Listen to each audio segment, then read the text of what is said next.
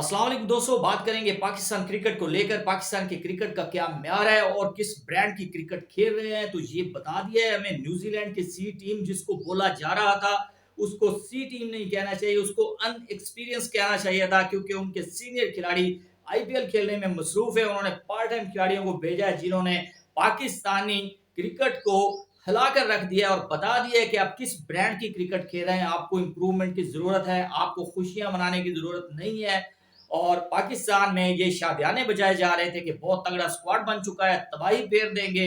पता नहीं मीडिया पर क्या क्या खबरें आ रही थी। अमाद वसीम आ चुके हैं जी, मोहम्मद आमिर वापस आ गया है, शहनशाह अफरीदी हैं, नसीम शाह है, तबाही फेर देंगे, व्हाइट वॉश कर देंगे न्यूजीलैंड की टीम को। तो न्यूजीलैंड की टीम जो आई हुई थी, अनएक्सपीरियंस टीम जिसको ये सी टीम बोल रहे थे, तो उन्होंने नाको चने चबवा दिए पाकिस्तानी क्रिकेटर्स को और बता दिया है कि भाई ऐसे क्रिकेट खेली जाती है, एटी की दिहाई की क्रिकेट को छोड़ दें। लेकिन पाकिस्तानी कभी नहीं छोड़ेंगे। ये 50 ओवर की क्रिकेट समझते हैं टी20 क्रिकेट को। इस स्ट्राइक रेट से ये अभी खेलते हैं और खेलते रहेंगे, और ना ही इनको कोई समझाने वाला है कि भाई अपना स्ट्राइक रेट इंप्रूव करें।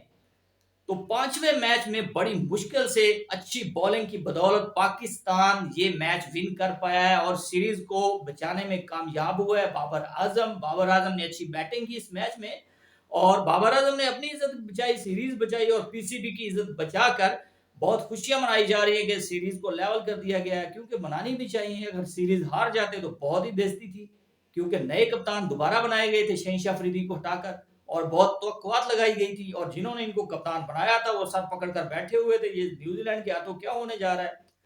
तो बहुत परेशानियां बनी हुई थी पाकिस्तान की क्रिकेट के लिए और मैनेजमेंट के लिए, और सिलेक्शन कमेटी को आप जरा देखे, सारे के सारे ग्राउंड में बैठे हुए थे। उनका उधर ग्राउंड में क्या काम है?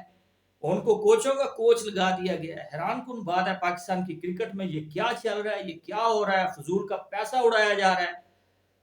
कोचेज रखें, फॉरेन कोचेज रखें जो पाकिस्तानी क्रिकेटर्स का स्ट्राइक रेट इंप्रूव करें। इस जैसे खिलाड़ियों को पाकिस्तान की जैसे न्यूजीलैंड खेला है इस तरह का खेलना सिखाएं, ताकि पाकिस्तान की क्रिकेट इंप्रूव हो सके। और टी20 वर्ल्ड कप जो आने वाला है, जिसके लिए तैयारियां हो रही हैं, जिसके लिए स्क्वाड तगड़ा बनाया जा रहा है, बताया जा रहा था सिर्फ मीडिया की हद तक, तो उसको हकीकत करके दिखाना चाहिए कि ऐसा होना चाहिए स्क्वाड और ऐसी क्रिकेट खेलनी चाहिए। तो बाबर आजम अच्छा खेले, साइम अयूब स्टाइलिश प्लेयर, बस नो लुक शॉट उसकी कोई जरूरत नहीं, हमें सिर्फ क्रिकेट चाहिए और स्कोर को चेज करना चाहिए। तीसरी दफा 178 स्कोर बनाया जो इनसे इन्होंने बनाया है। पहले इन्होंने बनाया था जो इनसे न्यूजीलैंड है, वो पाकिस्तान से चेज नहीं हुआ था, फिर इन्होंने 178 बना दिया, उन्होंने यूं करके चेज कर दिया, और फिर न्यूजीलैंड ने 178 बनाया है। पाकिस्तान ने बनाया जो न्यूजीलैंड से चेज नहीं हुआ, सिर्फ 9 रन से हार गए। हालांकि वो चेज करने जा रहे थे, बहुत आसानी से कर रहे थे, और वो बिल्कुल ऑलमोस्ट विन कर रहे थे। मोहम्मद आमिर ने बहुत ही नाकस किस्म की पुअर परफॉर्मेंस दी है, और मैच को मेरे ख्याल में हरवाने ही जा रहे थे, लेकिन बदकिस्मती से न्यूजीलैंड हार गया। तो बहुत जबरदस्त बॉलिंग की शहनशाह अफरीदी ने, कम बैक किया है दोबारा, जो दूसरे स्पेल में आए हैं तो उन्होंने विकेटें ली है, पाकिस्तान वापस आया इस मैच में।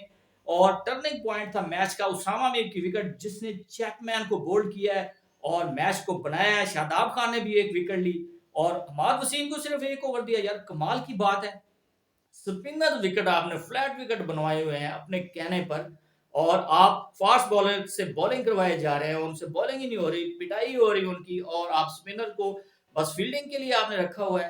उमाद वसीम से एक ओवर करवाया, 5 स्कोर उन्होंने दिए, एक विकेट लिया है, उसके बाद उनको ओवर नहीं दिया कोई भी।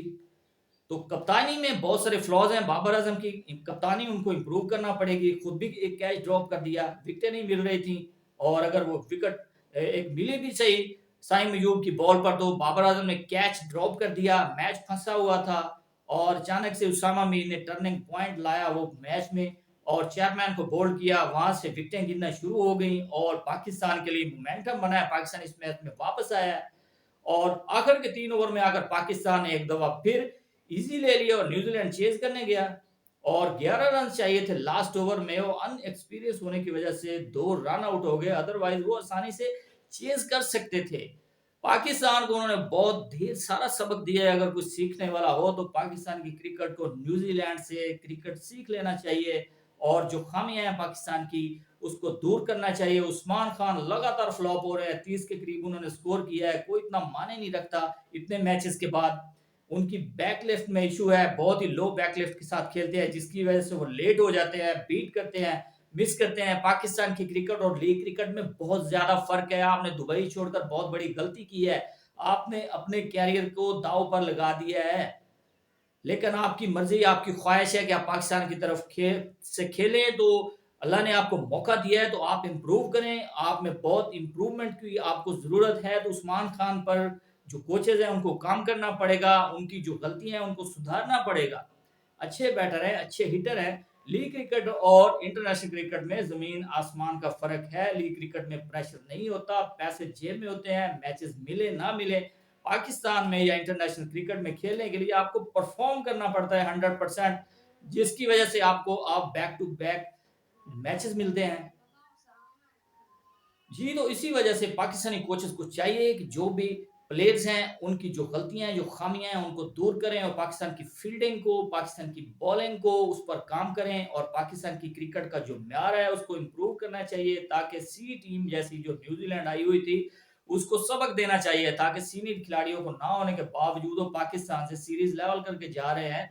तो इसमें पाकिस्तान की क्रिकेट का जो म्यार है वो नजर आ रहा है छलकता हुआ। तो पाकिस्तान को अपनी क्रिकेट को इम्प्रूव करने की बहुत ज्यादा जरूरत है, खास तौर पर अपने स्ट्राइक रेट को इम्प्रूव करेंगे तो अगले जो टूर्स आ रहे हैं आयरलैंड के, इंग्लैंड के, ऑस्ट्रेलिया के, उसके बाद एक बहुत ही बड़ा इवेंट आ रहा है, T20 वर्ल्ड कप आ रहा है। तो उसके मुतल्लक आपको जो काम करना पड़ेगा पाकिस्तानी प्लेयरों के साथ, उनका जो स्ट्राइक रेट है उसको इम्प्रूव करेंगे तो ये अच्छा कर पाएंगे। अदरवाइज ऐसे ही खेलते रहेंगे 150, 160, 170, तो ये क्रिकेट बहुत पुरानी हो चुकी है। 250 के करीब स्कोर बन रहा है T20 मैचेस में आजकल। जी दोस्तों, तो अब तक के लिए इतना ही। मजीद स्पोर्ट्स अपडेट के लिए चैनल को सब्सक्राइब करना ना भूलिएगा। अल्लाह हाफिज।